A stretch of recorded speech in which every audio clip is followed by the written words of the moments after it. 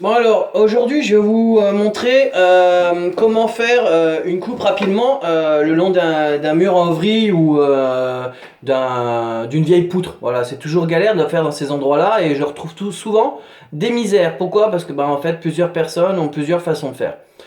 Bon, je vais vous montrer une astuce toute con hein, et sans outils, sans rien. Voilà. Première chose à faire, on va marcher par étapes, hein, parce que je sais que vous aimez pas quand les vidéos sont trop longues. Mais s'il vous plaît, allez au bout. De toute façon, je m'en fous, c'est pour vous. Hein. Donc faites comme vous voulez. Donc, première chose à faire, on met, voilà, parce que vous ne le voyez pas hein, de loin, mais en fait, regardez là, il y a une petite bâche plastique transparente, ok, sur le mur.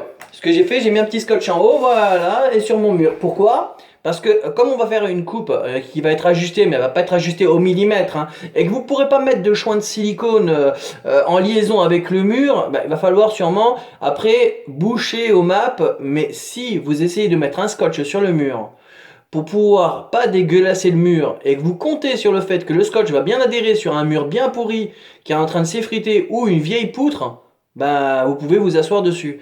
Là, on met la bâche avant, à l'arrière un petit coup de scotch, elle tient d'elle-même. Quand on va mettre la coupe, ça va maintenir la bâche et à la fin, bah, on aura juste un petit coup de cutter à donner pour couper la bâche quand vous aurez tout fini, les bandes, la peinture, tout. Et là, ça vous aura pris 2 secondes à la mettre. Donc, première chose, pensez à la bâche. Petit 1. Alors, deuxième chose, on va pas essayer de faire la coupe d'une traite. Vous voyez, moi là, si vous voyez, là, tac tac, ma coupe elle va de là à là-bas. Je vais prendre une étape intermédiaire. Voilà. Donc, je m'arrange pour prendre une chute. Voilà, ça sert à rien de prendre une trop grosse chute, hein, ça sert à rien. Une chute d'un gabarit quand même, comment ça s'appelle, égal, hein, une coupe égale, d'accord, même mesure en haut en bas, d'accord, j'arrive pas à trouver mes mots, on s'en fout. Euh, on la positionne. Bah la vis est dessus, merde, je la cherche. On la positionne au plus près.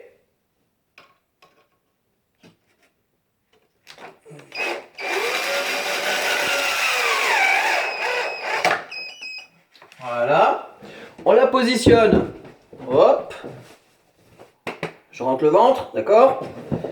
Je fais costaud au lieu de gros. Allez, on la positionne d'aplomb.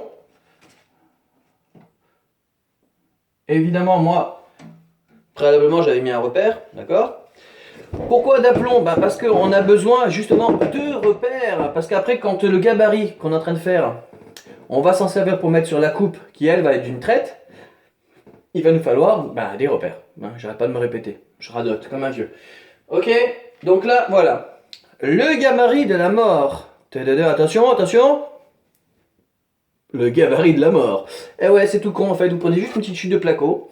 Vous faites un petit trou. Le petit trou, il est fait par le petit trou pour glisser votre crayon. D'accord. Tout con. D'accord. Le crayon que vous voulez, hein. D'accord. Donc en fait, on le positionne, on fait en sorte que ça sert à rien qu'il sorte trop, hein. Voilà. On fait en sorte que voilà.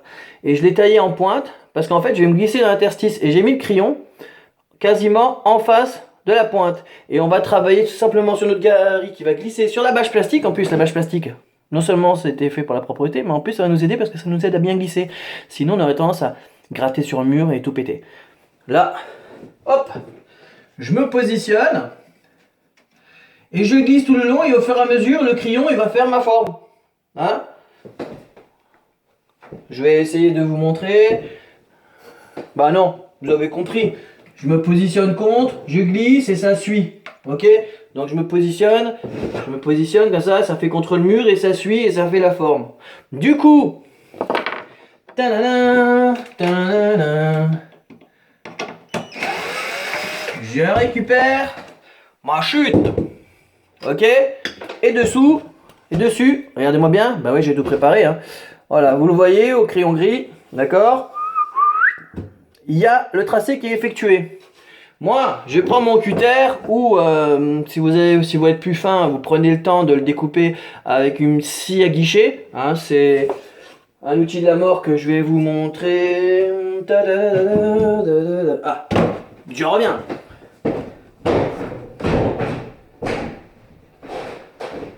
Ne me quitte pas. Voilà. la scie à guichet. Voilà. Alors il y a plusieurs types de scie à guichet, hein. Là c'est une scie à guichet, la lame est rigide. Moi je préfère personnellement. Et il y en a qui sont plus longues, plus fines et sur lame souple. Sur ce genre de coupe, c'est vrai que si vous avez une lame souple fine, c'est plus facile, ça arrachera pas le plaqué, au moins vous aurez une découpe et un gabarit sympa. Bon bah moi je l'ai découpé ici au cutter parce que c'était pas non plus super prononcé. Bien que, voilà. Donc j'ai fait ça. Coup de cutter. Et je me retrouve avec... Oh, je vous ai tout préparé, hein. Je suis... La coupe. Voilà. Et là, du coup, j'ai mon modèle que je vais maintenant reporter. Allez, je vous emmène avec moi. Hop. Salut, ça va? Bon, là, du coup, je vais essayer de me repositionner. Voilà, si tu tombes, c'est la mort. Alors, donc là, moi, j'ai ma coupe.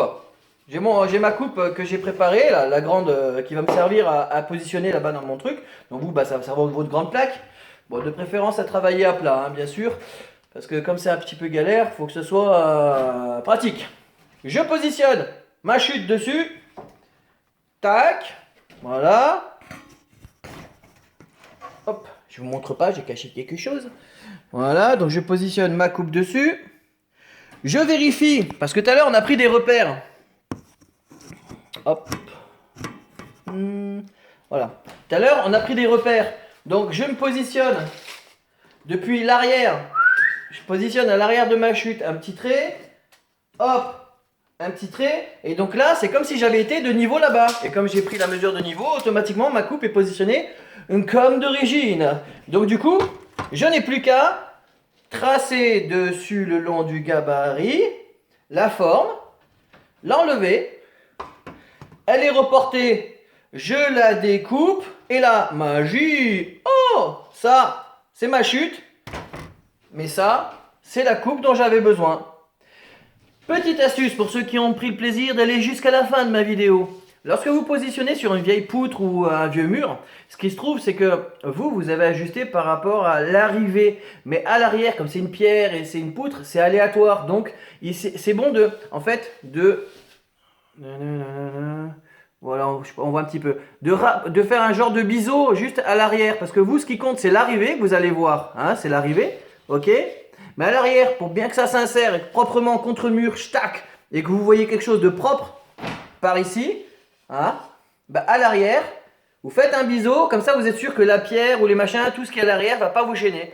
Du coup, vous allez être tranquille, vous allez pouvoir vous ajuster.